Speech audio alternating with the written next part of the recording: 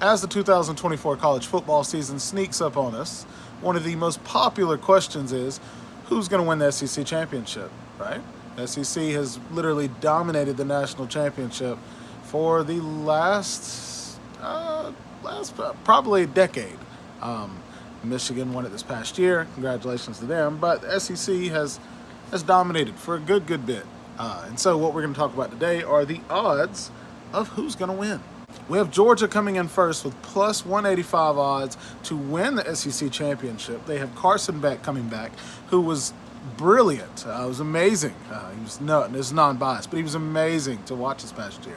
He's really good. Then you have the transfer Trevor Etienne, who's coming in, who's going to be running back one for us from the get-go. Will be a huge contribution to this roster and to this depth chart to this season, barring any injury. Next, we have Dom Lovett, who, as we saw last year, was really good. And then this spring game, he lit it up for us. And I think anybody who knows Georgia football, we are passing the ball a lot more under new offensive coordinator Mike Bobo. Even under our old offensive coordinator, we threw the ball more. We were just very peculiar with how we ran plays. Mike Bobo's doing better than he did in his first stint at Georgia, but let's see if he can get over the hump and get himself a national championship. Without Nick Saban in the way, I do think Mike Bobo is a lot more confident. And sorry, Georgia fans, don't come at me. I am a Georgia fan, but I am real. Next, we have, coming in at number 2, Texas, who is at plus 300 odds. Texas has Quinn Ewers coming back, who Quinn had a very good season this past year. Anybody that saw Texas play knows that they are a dominant powerhouse, and they're joining the SEC. So now they're going to have an SEC schedule, playing that gauntlet of a schedule, and see how they fare up going towards the end of the season. I think they will do good, but will they win an SEC championship? I do not know. I know they have Quinn Ewers, like I said. They have Jaden Blue, who's their running back, and then Kelvin Banks, who's an offensive tackle, who I usually don't put linemen on this, but apparently he is going to be one of the top picks in the NFL draft coming in this coming year. So next we have Ole Miss coming in at number 3 with plus 650 odds. Ole Miss has Jackson Dart at quarterback. Jackson Dart is an unbelievable quarterback. Ole Miss was voted to have a top 3 NFL roster as a college football team. They are loaded top to bottom.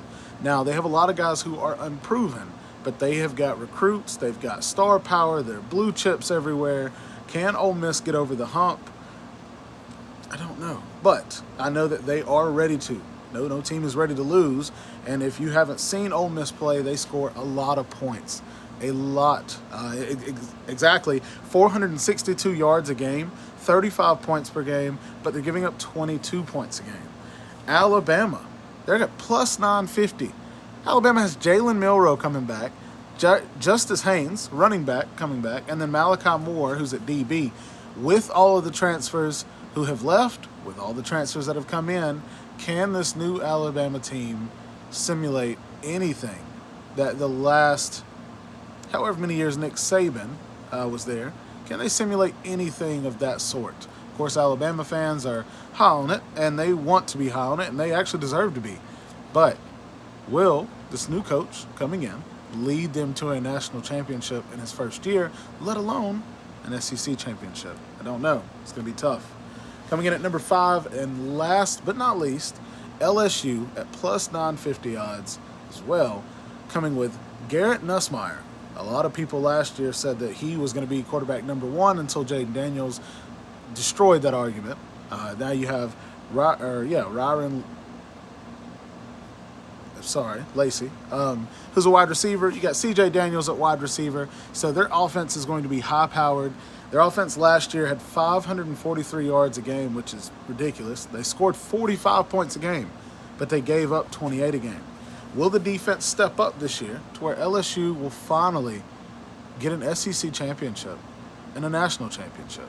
Because to me, as biased as it may be, whoever wins the SEC championship is going to be my favorite to win the national championship.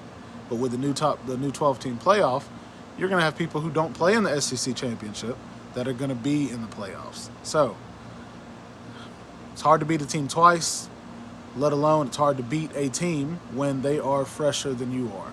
So who's going to keep their depth chart, who's going to keep their roster fresh, who's going to play the younger guys when they need to, and not try to run up the score. It's going to be a very weird college football season, not in a bad way, but different. A lot different than what we are accustomed to seeing. So, go Dogs for me. Good luck to you guys who are college football fans. Good luck to your team. But let me know what you guys think in the comments. Like and subscribe if you do like this video, and definitely subscribe for more content like this. See you guys later. Peace.